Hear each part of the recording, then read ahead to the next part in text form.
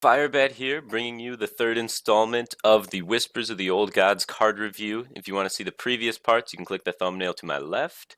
If you want to see a specific card from the set that I'm reviewing today, just click the card below me. Anyways, let's get right into it and start talking about some exciting cards. First, we have Herald of Vilage. It's a pretty interesting card. It's a 6-mana 5/5 battle cry. Summon a 1/1 copy of each of your other minions. So it gets to remain the card text to the minions that you copy. So you could potentially get some crazy things like Sylvanas being copied as a 1/1 and have its effect still, or Ragnaros, a mini 1/1 Ragnaros shelling things off. So some pretty interesting synergies can happen here.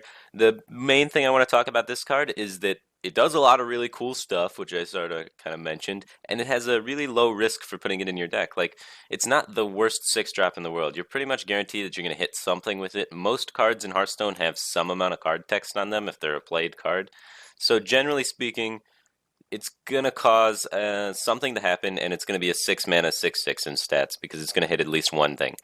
I also want to bring up the potential for Murloc Priest, because I think this deck could actually synergize kind of well with Murloc as a finisher for Murloc Priest.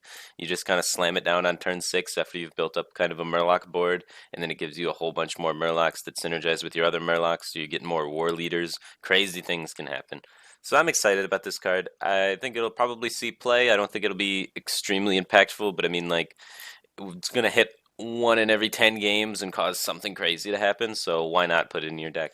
Anyway, next up we have Infested Turin. This is a 4-mana 2/3 with Taunt and Death Rattle. Summon a 2/2 Slime. The Slime does not have Taunt. A lot of people thought maybe it did and were complaining like, oh my god, Sludge Belcher 2.0. No, this is not as good as Sludge Belcher, not even close. Like, Sludge Belcher is much better than this card. The thing I want to bring out the most in this card is the 2 attack and how that is the terrible stat here.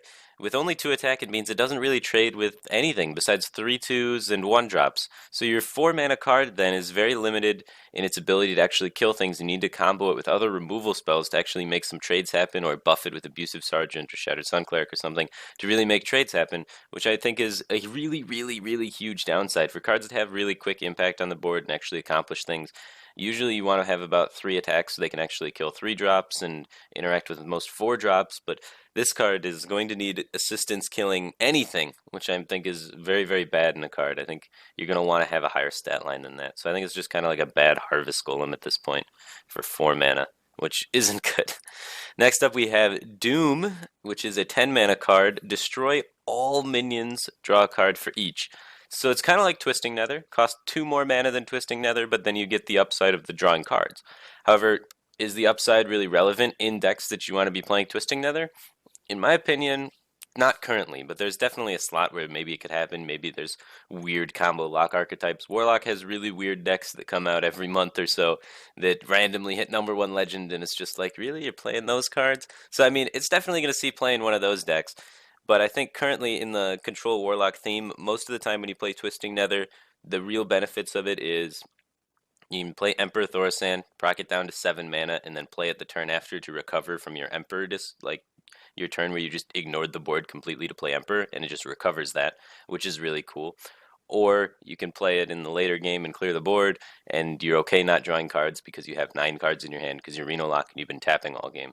So I think the card draw in those instances really isn't worth the upside. Like, the upside drawing cards isn't worth the downside of the mana cost, and yeah, so I think it's worse than Twisting Nether, and Twisting Nether doesn't see that much play, so I don't see too much hope for the card. I think it's going to find a niche spot in some weird decks, but other than that, it's not going to be that powerful of a card. Next up we have Tentacle of Nazar. This is a 1-mana 1/1 Death Rattle. Deal 1 damage to all enemy minions. So the first thing I think about when I see this card is maybe Patron Warrior this will be graded. But then I think, well, Patron Warrior in Standard is losing Deathbite. They're losing Unstable Ghoul. And then I say, well, is this even better than Unstable Ghoul? This is a 1-mana 1/1. Unstable Ghoul is a 2-mana 1/3 with the same effect. But Unstable Ghoul has Taunt. Without this card having Taunt, you can't really make those plays that are like Unstable Ghoul plus Acolyte of Pain on the field to try and get extra draws, because they can just kill the Acolyte of Pain first and ignore this card. Likewise with any other synergies with the damaging. So you kind of have to proc it yourself if you really want to guarantee the effect. and otherwise you'd have to have like the full board. So I think it's a lot weaker than Unstable Ghoul, and Unstable Ghoul only really saw play in basically Patron Warrior. So I think it's a pretty mediocre card. Might not see too much play in Standard. In Wild, there's a lot of synergies that can happen with it, with Hobgoblin, Patron, things like that. So it may be just like a crazy card in Wild and see very little impact in Standard. Next up, we have Hallows, the Ascended. It has really great stats. It's a 5 mana 4/6, which is like Druid of the Claw stats. So if you talk about like the best vanilla stats and just like the standard vanilla stat line, that's about the even stat line for like vanilla minions. And then it has a pretty crazy text on it. It's got a whenever your spell deals damage, restore that much health to your hero. So it can just double the value of all of your spells basically in your whole deck, kind of. Not really, because healing isn't as powerful as damage, but I mean, it adds a lot of value to your deck instantly and can help you win a lot of specific matchups. Like if you have this in your deck, you just kind of win against Freeze Mage. So the healing is extremely powerful, maybe a little bit too slow to deal with the just outright face decks unless you have some prior healing before that, but it can definitely assist in those matchups if you have some healing to stall out the game long enough to get to the point where you drop this, play Elemental Destruction, heal for 1,000,000. So I think it's a really good card. I don't think it's enough to make Shaman be able to beat face decks on its own, but I definitely think it's going to be included in almost every Shaman deck just because it swings a bunch of matchups and allows you to win them just by having this card in your deck, and then is also just extremely powerful in almost like I can't see a situation where having this in my deck I'd be like, ah, oh, man, I have this card. So I mean, it's going to see play. It's going to be a great card. Next up, we have Nazar's First Mate. This is a 1 mana 1/1 pirate with a battle cry. Equip a 1/3 Rusty Hook. Kind of like an Elven Archer effect. You're able to play a 1/1 and immediately deal 1 damage to something, but then you get to continue dealing 1 damage to things for a little bit longer. It would be really, really good in some sort of Pirate Warrior if there was real pirate synergies, so you could really get value out of the 1/1 body. But currently, unless there's something more like aggressive with Warrior, I feel like the weapon's just going to be not very useful because Warrior's already got a lot of weapons. They'll overwrite it with a bigger weapon, and it'll just be like a bad, unflexible upgrade. But if there is some pirate synergies more added to the game, and you can actually get benefit out of the 1/1 body, have some sort of tempo-y warrior that really benefits from what the card does, terrific. But in the current theme of the warrior decks, it's not going to fit in Patron. It's not going to fit in Control Warrior. It would fit in Pirate Warrior. So it's like, where do you place the card? The card's good, but it doesn't have a home yet. So I think it'll find a home somewhere down the line.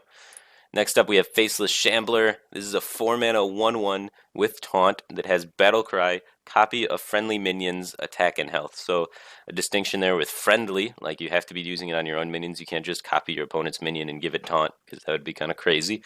But yeah, it's a Faceless with Taunt, which is extremely powerful in, namely Handlock is the first deck that comes to mind for me, because you're going to be taunting and copying your Giants and Drakes anyway. And now the mid step of just facelessing your Giant or facelessing your Drake and then having to Argus it or Defender it is out of the way. It just happens for you, which is pretty cool. I think it could definitely see play in Handlock if Handlock is a deck, if Blizzard doesn't nerf it into the ground. There is some talk about potentially nerfing Giants and nerfing BGH and seeing what happens with that. But yeah, it would be a really solid card if that deck sticks around, because Faceless Manipulators has even been played in Handlock, and I think this would serve as a better purpose. It's a lot more vulnerable to silence than Faceless Manipulator, because Faceless Manipulator transforms, so then if it gets silenced, nothing happens. This card, if it gets silenced, it turns into a 1/1, but there's also been talk in the expansion about the nerfs to Standard being removing like Ironbeak Owl and things like that. So there's going to be a lot less silences theoretically because Blizzard sees them as an anti-fun mechanic. So if there's not very many silences, then being vulnerable to silence doesn't matter. Anyway, I think it's going to be good though. I think it's going to be good. A lot of people say it's too weak to silence. I think silence is probably going to be not that big of a deal. Handlock already has a lot of things that people want to silence anyway. I think it's a good card. Next up, we have Undercity Huckster. Now, this is a 2 mana 2/2 Death Rattle. Add a random class card from your opponent's class to your hand. So it's kind of like a Loot Hoarder. That's like the closest comparison, right? It's a Loot Hoarder with 1 extra health, but then the card you draw is a lot worse most of the time, I think. Some people have been saying it's just strictly better than Loot Hoarder, and it's going to be an amazing card played in every rogue deck because 2/2 Loot Hoarder is insane and busted. I tend to disagree. I think it's nowhere close to as good as drawing a card from your own deck. I think about like 60% of the time it's as good as drawing a card from your own deck, maybe even less. So I'm not too thrilled about it. I don't think it's gonna. I think it's gonna be good. I don't think it's gonna be the make or break best 2-drop in the game. A certain player has said it's going to see as much play as Minibot, which I thought was kind of absurd. But I mean, it's got some upside. It's got some downside. So the downside is it's a death rattle instead of a battle cry, which means it's a lot less flexible in the late game. So as the game progresses, you're going to be just throwing out there a 2/2, and it draws a card, and then they have to kill it, then it draws a card. So it's like a 2-turn process to draw a card at that point because the 2/2 body becomes pretty close to irrelevant as the game progresses. So really late game, it's going to be pretty awful. But in the earlier stages of the game, it's going to be very strong. Have almost like a mad scientist sort of effect on the very early game. Maybe give you a card that can make something happen. But I really don't like the stat line with how this expansion has been gearing up. Like 2/2 seems like it's going to be really bad against all of the Cthulhu decks that are likely going to happen. I've seen all these Cthulhu cards, and I'm seeing them all be 2/3s and 3/4s and things like that. And then you look at these cards that are 2/2, and it's like, well, if everyone's playing a Cthulhu deck, or if Cthulhu deck's really popular, and the Cthulhu deck gets a tempo lead on me, where does that leave me? Like, that gets you really far behind really quick. So I think the stats are a little underwhelming for the effect. I think the card's okay. I think the card's going to see play in Rogue. I don't think it's going to be the next shielded minibot. It's just going to be a pretty meh card in my opinion. Anyway, next up we have N'Zoth the Corruptor. This is the second old god that we've seen so far. It is a 10 mana 5/7 battlecry. Summon your death rattle minions that died this game. Big downsides to this are that it's 10 mana, right? So you have to spend your entire turn doing it. So you have to build your deck around it, set up a situation where when you play this, you're going to win the game immediately afterwards because that's your win condition of your deck.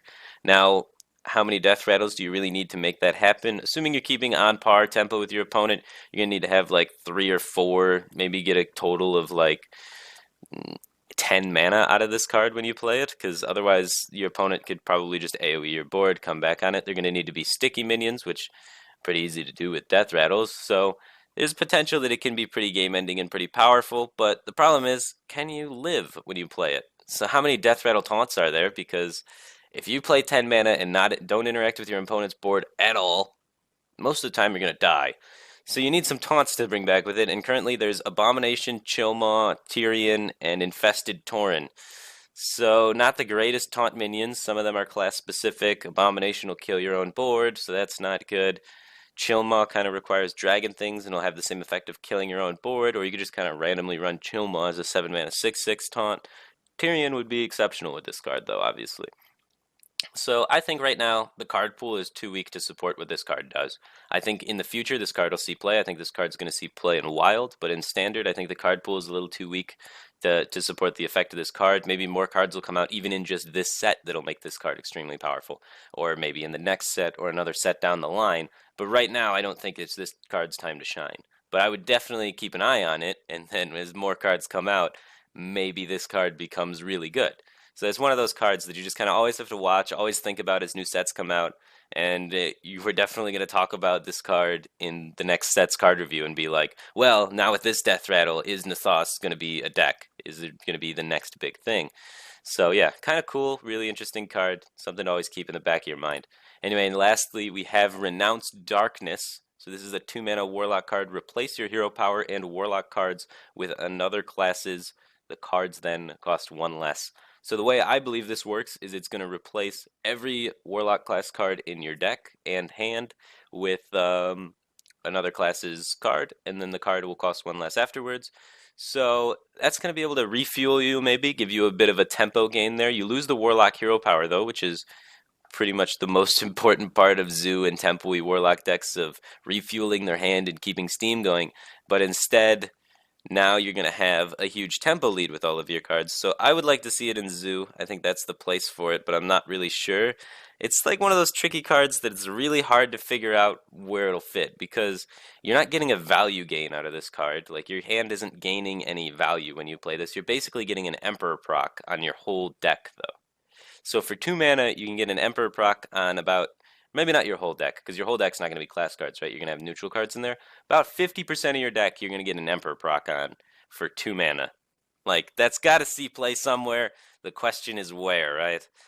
I think I think it's got a lot of potential. I think it's got a lot of potential. I'm not really sure how it fits. I want to try it in some sort of Zooey decks, some sort of hybrid Zoo decks. Maybe the Zoo with the Azure Drakes and the Shredders, that sort of Zoo style.